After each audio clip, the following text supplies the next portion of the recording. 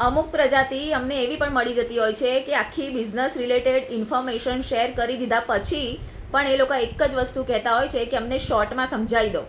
તો એ બધાને હું એક જ સવાલ પૂછીશ કે ખરેખર શોર્ટમાં સમજાવી દેવાથી તમે સ્ટાર્ટઅપ કરી લેવાના છો?